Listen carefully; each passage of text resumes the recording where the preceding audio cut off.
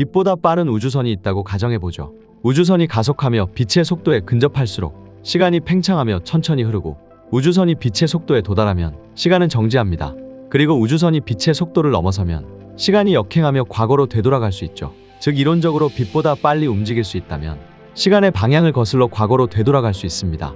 하지만 애초에 이것은 불가능하죠. 상대성 이론에 따르면 물체의 속도가 빛의 속도에 가까워질수록 무한히 무거워지고, 따라서 가속에 필요한 에너지도 무한대로 증가하기 때문입니다.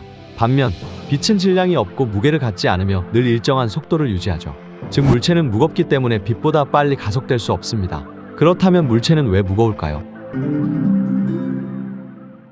여기 240g짜리 사과 하나가 있습니다. 그런데 달로 이동하면 사과의 무게는 6분의 1로 줄어들며 40g이 되죠. 사과의 무게가 줄어드는 이유는 달의 중력이 지구보다 6분의 1만큼 작기 때문입니다. 무게는 질량과 중력의 곱으로 나타내는데, 이는 힘을 나타내는 공식인 F는 ma와 같죠. 즉 무게는 본질적으로 힘이며 중력에 따라 달라지죠. 그런데 빛은 중력과 상관없이 무게가 없으며, 따라서 무거운 이유는 중력이 아닌 질량이 있다는 결론에 이르게 됩니다. 질량은 물체의 고유한 양으로서 중력에 따라 변하지 않으며 어디서나 동일하죠. 그래서 흔히들 물체의 질량은 변하지 않는다고 생각합니다. 과연 그럴까요? 결론부터 말하면 물체의 질량은 변하며, 그러한 현상은 이는 mc제곱으로 설명할 수 있죠. 이는 mc제곱은 아인슈타인의 상대성 이론에서 도출된 방정식으로서 눈에 보이지 않는 작은 원자부터 광활한 우주의 거대한 천체에 이르기까지 모든 종류의 에너지 변환을 단 3개의 기호만으로 표현하는 과학 역사상 가장 유명하고 아름다운 수식입니다.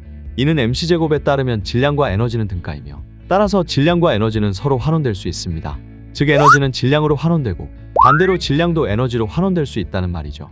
질량이 에너지로 환원되는 것을 질량결손이라고 하며, 극히 근소한 질량도 막대한 양의 에너지로 환원될 수 있습니다.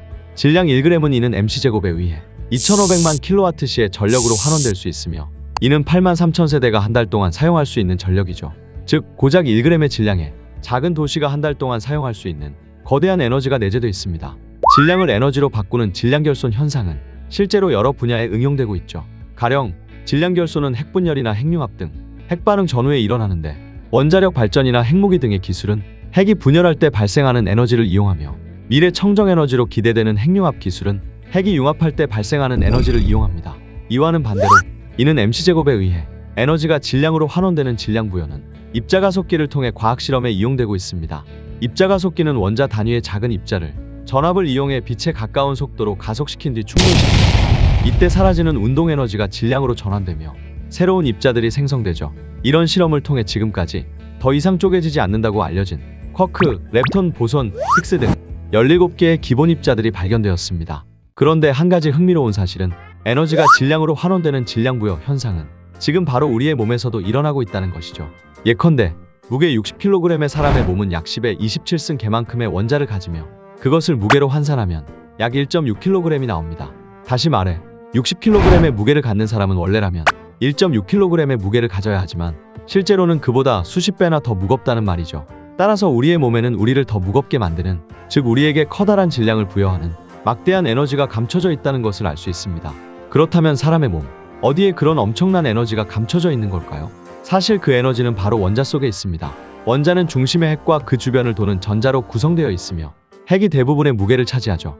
그리고 원자의 핵을 이루는 강입자들은 다시 쿼크라는 기본 입자로 구성되어 있습니다. 그런데 쿼크는 강입자 속에서 빛에 가까운 속도로 운동하며 입자의 질량을 부여하죠. 즉 물체가 무거운 이유는 원자의 핵을 이루는 쿼크의 운동에너지가 이는 mc제곱에 의해 질량으로 환원되었기 때문이며, 아이러니하게도 맥렬이 운동할수록 오히려 더 무거워집니다. 그런데 이상하죠. 빛은 매우 빠른 속도로 운동하지만 질량이 없습니다. 왜 그런 걸까요? 그 답은 기본 입자 중 하나인 힉스 입자로부터 얻을 수 있습니다. 힉스 입자는 물질에 질량을 부여하는 입자로서 공간은 힉스 입자로 가득 차 있다고 하죠.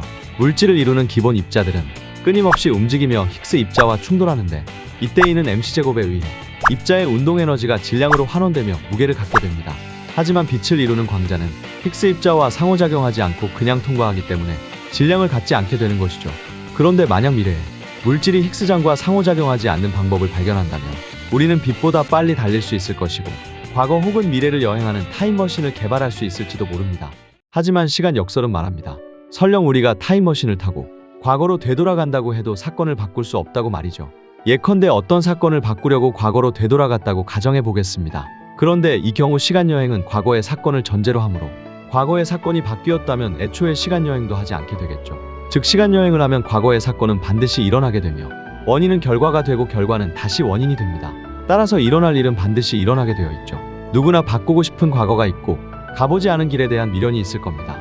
하지만 현재는 다가올 미래의 과거라는 점을 생각해보면 현재에 충실하고 후회를 남기지 않는 것이 최선이 아닐까요? 영화 죽은 시인의 사회에서 지금은 작고한 로빈 윌리엄스의 명대사로 마무리합니다.